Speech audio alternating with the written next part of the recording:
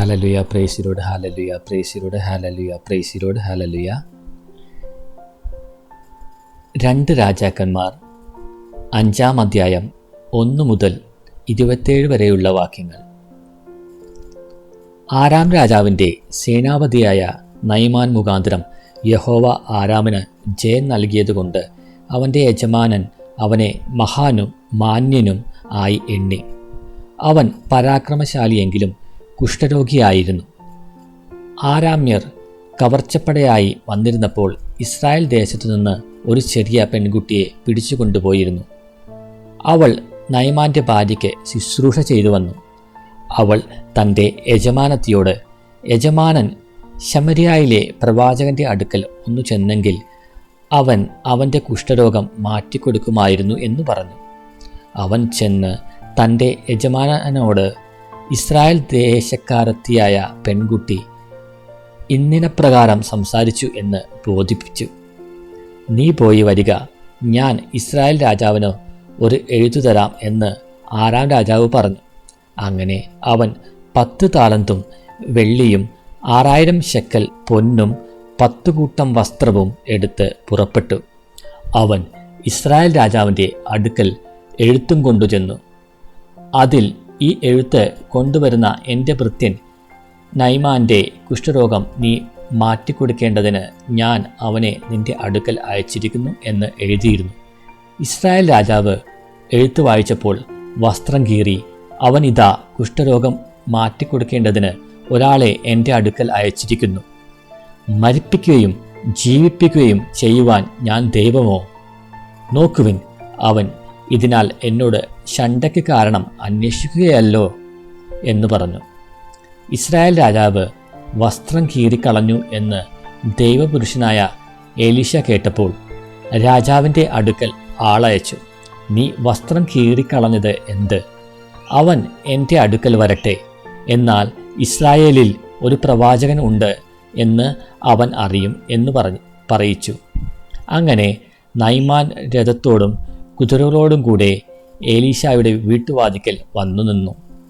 എലീശ ആളയച്ചു, നീ ചെന്ന് ജോർദാനിൽ 7 പ്രാവശ്യം കുളിക്ക, അപ്പോൾ നിന്റെ ദേഹം മുമ്പത്തിലേതിലെ പോലെയായിത്തീരും, നീ ശുദ്ധനാകും എന്ന് പറയിച്ചു. അപ്പോൾ നയമാൻ ഏറ്റവും ക്രുദ്ധിച്ച് പുറപ്പെട്ടു. അവൻ തന്നെ പുറത്തു വന്ന് അടുത്തുനിന്ന് തൻ്റെ ദൈവമായ യഹോവയുടെ നാമത്തെ വിളിച്ച് പ്രാർത്ഥിച്ച് തൻ്റെ കൈ ആ സ്ഥലത്തിനു മീതെ ആട്ടി, ഇങ്ങനെ കുഷ്ഠരോഗിയെ സൗഖ്യമാക്കും എന്ന് ഞാൻ വിചാരിച്ചു. ദമേശക്കിലെ നദികളായ അബാനയും പർപ്പരും ഇസ്രായേൽ ദേശത്തിലെ എല്ലാ വെള്ളങ്ങളെക്കാളും നല്ലതല്ലയോ? എനിക്ക് അവയിൽ കുളിച്ച് ശുദ്ധനാകരുതോ എന്ന് പറഞ്ഞ് അവൻ ക്രോധത്തോടെ പോയി. എന്നാൽ അവൻ്റെ ഭൃത്യന്മാർ അടുത്തു വന്ന് അവനോട്, പിതാവേ, പ്രവാചകൻ വലിയൊരു കാര്യം നിന്നോട് കൽപ്പിച്ചിരുന്നുവെങ്കിൽ നീ ചെയ്യാതെ ഇരിക്കുമോ? പിന്നെ അവൻ കുളിച്ച് ശുദ്ധനാകുക എന്ന് നിന്നോട് കൽപ്പിച്ചാൽ എത്ര അധികം എന്ന് പറഞ്ഞു. അപ്പോൾ അവൻ ചെന്ന് ദൈവപുരുഷൻ്റെ വചനപ്രകാരം യോർദാനിൽ 7 പ്രാവശ്യം മുങ്ങി.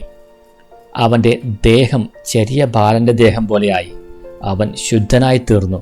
പിന്നെ അവൻ തൻ്റെ സകല പരിവാരവുമായി ദൈവപുരുഷൻ്റെ അടുക്കൽ മടങ്ങിവന്ന് അവൻ്റെ മുമ്പാകെ നിന്നു.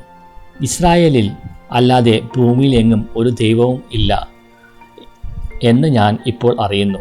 ആകയാൽ അടിയൻ്റെ കയ്യിൽ നിന്ന് ഒരു പ്രതിഗ്രഹം കൈക്കൊള്ളണമേ എന്ന് പറഞ്ഞു. അതിന് അവൻ, ഞാൻ സേവിച്ച് നിൽക്കുന്ന യഹോവയാണ്, ഞാൻ ഒന്നും കൈക്കൊള്ളുകയില്ല എന്ന് പറഞ്ഞു. കൈക്കൊള്ളുവാൻ അവനെ നിർബന്ധിച്ചിട്ടും അവൻ വാങ്ങിയില്ല. അപ്പോൾ നയമാൻ, എന്നാൽ 2 കോവർ കഴുത ചുമട് മണ്ണ് അടിയനു തരുവിക്കണമേ.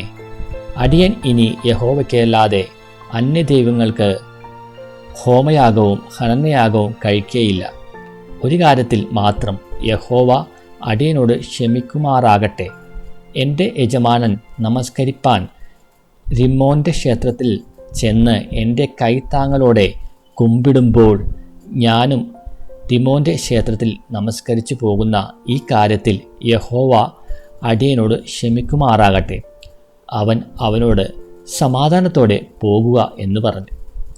അവൻ അവനെ വിട്ട് കുറേ ദൂരം പോയ ശേഷം ദൈവപുത്രനായ എലീശായുടെ ബാല്യക്കാരൻ ഗേഹസി, അരാമ്യൻ നൈമാൻ കൊണ്ടുവന്നത് എൻ്റെ യജമാനൻ അവൻ്റെ കയ്യിൽ നിന്ന് വാങ്ങാതെ വിട്ടുകളഞ്ഞുവല്ലോ.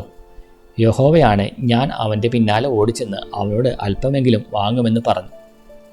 അങ്ങനെ അവൻ നൈമാനെ പിന്തുടർന്നു. അവൻ തൻ്റെ പിന്നാലെ ഓടി വരുന്നത് നൈമാൻ കണ്ടപ്പോൾ രഥത്തിൽ നിന്നിറങ്ങി അവനെ എതിരേറ്റു. സുഖം തന്നെയോ എന്ന് ചോദിച്ചു. അതിന് അവൻ, സുഖം തന്നെ.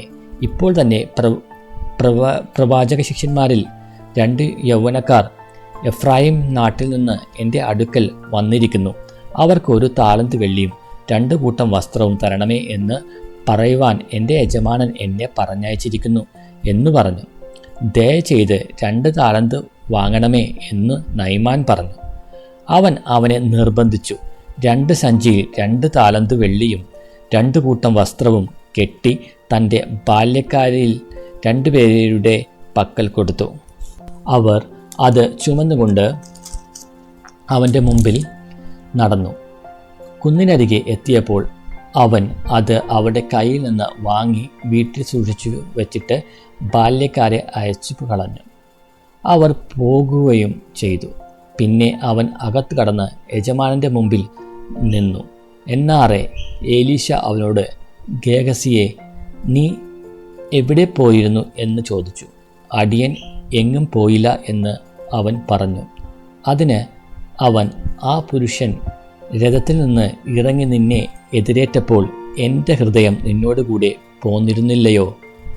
ദ്രവ്യം സമ്പാദിപ്പാനും വസ്ത്രം, ഒലിവുതോട്ടം, മുന്തിരിത്തോട്ടം, ആടുമാടുകൾ, ദാസീദാസന്മാർ എന്നീ വക മേടിപ്പാനും ഇതാകുന്നുവോ സമയം?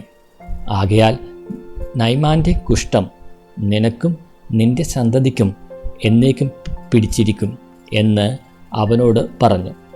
അവൻ ഹിമം പോലെ വെളുത്ത് കുഷ്ഠരോഗിയായി അവനെ വിട്ട് പുറപ്പെട്ടു പോയി. ദൈവവചനമാണ് നാം കേട്ടത്. ഹല്ലേലൂയ. പ്രേസ്യരോട് ഹല്ലേലൂയ. യേശു നന്ദി, യേശു മഹത്വം, യേശു ആരാധന. ഹല്ലേലൂയ.